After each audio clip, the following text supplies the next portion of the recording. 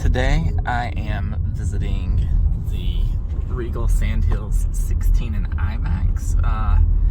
It is located in the northeast side of Columbia, South Carolina, within a kind of coincidentally named Sandhills Village, which is a shopping center that was built in the mid-2000s and has a combination of residential and commercial.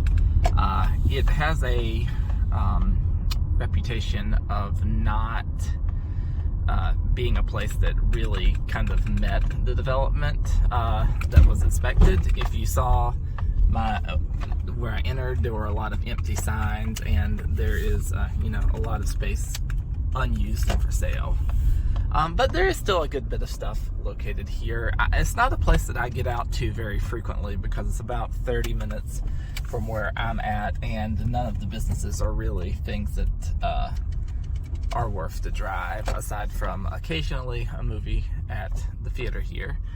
I'm going to pause this, get parked, and then bring it back. Okay, so this is the front of the cinema.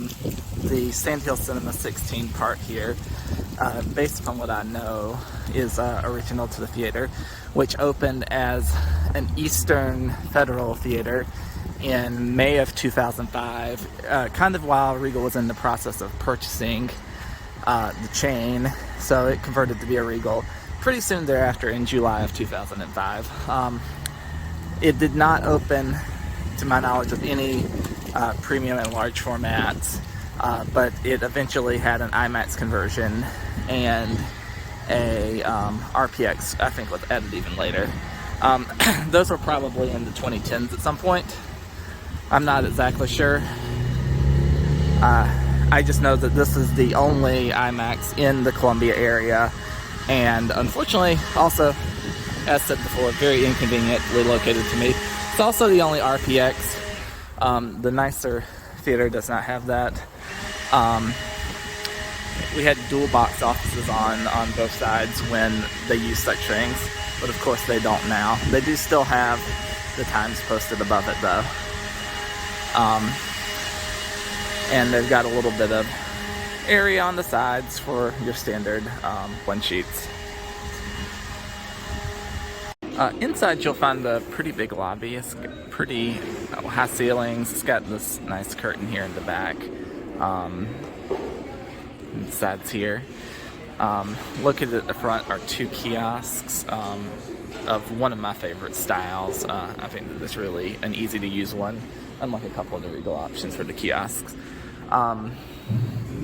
Guest services will be up to the left here. And the corner on the right really doesn't have anything, one of those little photo booths.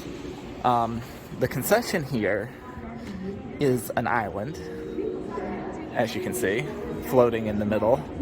A pretty big one as far as such things go.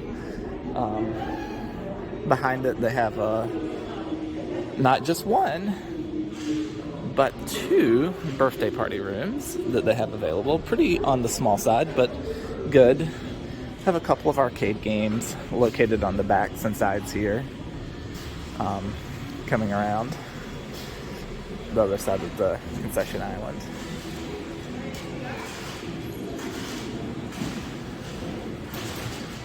See all of the they did upgrade the signage on the display there. Okay, you'll find that they did not upgrade these. It's still the standard kind of 2000s era red lighting.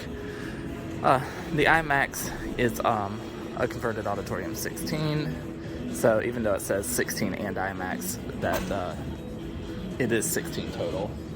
And then they converted auditorium 1 into the RPX on the other side here. It has the kind of nice actual RPX signage versus the standard that we had on the IMAX side.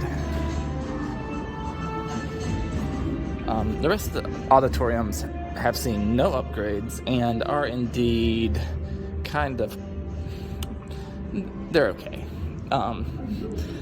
What you'll find mostly about it is that it hasn't really seen any upgrades in regards to like seating and stuff. You have the Dolby Digital sign here. Please visit regmovies.com and apply today. As you'll come in, you'll see some nice, but albeit standard seating available. The seating here is, in all of the auditoriums, just standard seating. Just the normal red, kind of rocker style chair. On the last row, the armrests come up, and it appears that they do on all of the rows, so they're all retractable. Screens are, at least this one is scope with no masking curtains, and I think that's pretty much the case in all of them except for probably the RPX and IMAX.